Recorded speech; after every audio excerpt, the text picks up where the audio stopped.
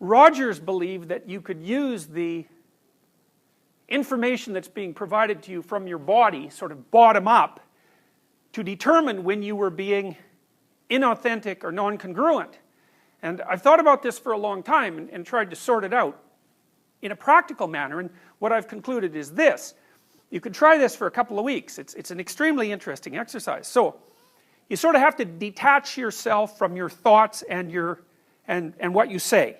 So you got to assume, you start by assuming that what you say and what you think is not necessarily you. And of course that's just the case, because a lot of what you think, in fact most of what you think and most of what you say, are the opinions of other people. They're things you've read or things people have told you, and you know, that's a benefit in some ways because you get all those thoughts that other people have spent a long time formulating, but it's a disadvantage in that it's not exactly you. Okay, so you detach yourself from that. You're no longer your thoughts or the things that you say, or maybe you're no longer all of them. And now what you're going to try to find out is which of your thoughts and things that you say are you, and maybe so you can not utilize the rest, or maybe so that you can correct the rest, because they're not representative of yourself as an integrated being. They don't take everything into account. My sense has been that you can tell when you're saying something that's not authentic by feeling out whether or not it makes you weak or strong. Now, you know, sometimes when you're conversing with people, you can say something that embarrasses yourself.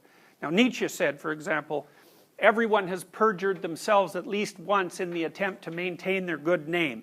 Something like that. It's not an exact quote, but I've got the gist of it right. So maybe you're saying things to impress someone, or you're saying things to remain part of your political group or your social group or whatever, or maybe you have attributes, personal attributes that might be positive that you're ashamed of, and so you're not going to speak about them. So there's a falseness about your self-representation. Watch for 2 weeks and see. Make a rule that if you start to say something and it makes you feel weak, it's hard to describe exactly what that means. To me, what it means is that I can feel things coming apart, sort of in my midsection, so I think it's an autonomic phenomena. And the subjective sense is of falsehood. It's like I've just stepped off the solid ground and onto something that doesn't support me well, and it feels like a self-betrayal. So that's existential inauthenticity. You can feel it right away. And then the rule is, shut up. If that happens, stop talking. And then feel around and see if you can find some words that you can say in that situation that don't produce that sensation. And it's like, you see this played out in different forms of drama. So it's not all that obvious why a cliché is a bad thing, but a cliché is a bad thing in the same way that being possessed by the dead is a bad thing.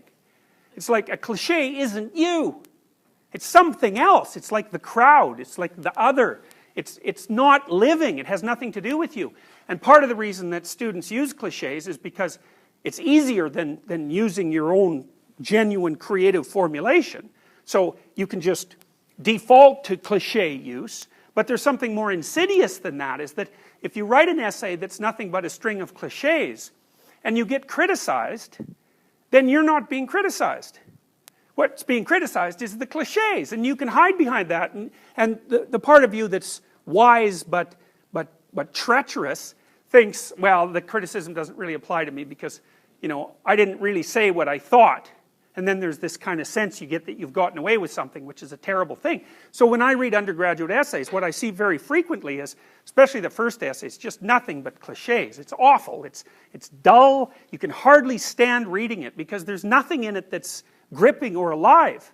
And then maybe the second essay you can see there's a layer of cliché, and then now and then the person will be brave enough to poke up a thought of their own. It'll just sort of poke up somewhere maybe in 3 pages in. It's like this little green shoot that's barely alive, and the person is brave enough to pop it up in the hope that, you know, maybe it won't get walloped down with a sledgehammer.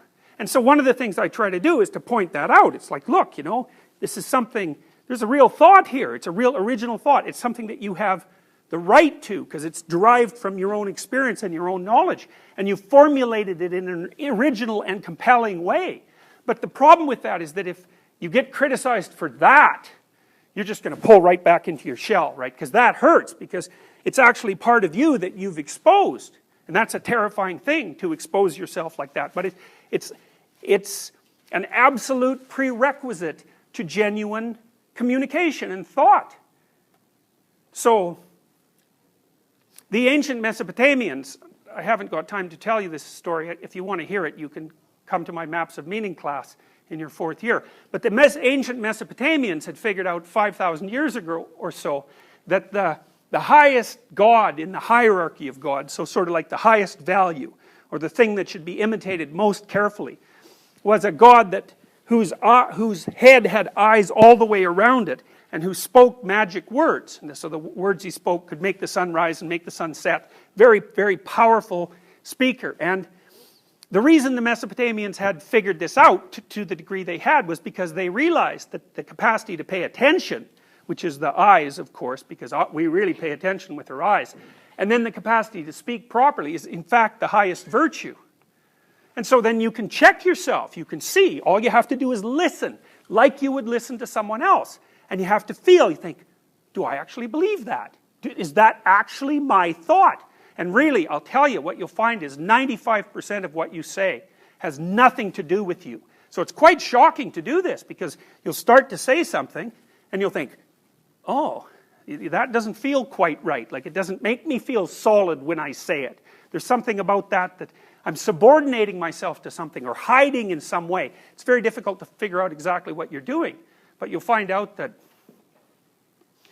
almost everything that's abstractly represented, it has to be that way because you guys are all so young. So in some sense, you know way more than you can actually know, right? You've been taught all these things, but you don't know them. They're just in your head. In fact, they have you rather than the other way around. It's like Carl Jung said, people don't have ideas. Ideas have people. And that's something to really think about, because then you want to watch and see what ideas there are floating around in your head and start to figure out where they came from, because it's highly probable that they're controlling you just like a marionette is controlled by the puppeteer. It's very, very similar.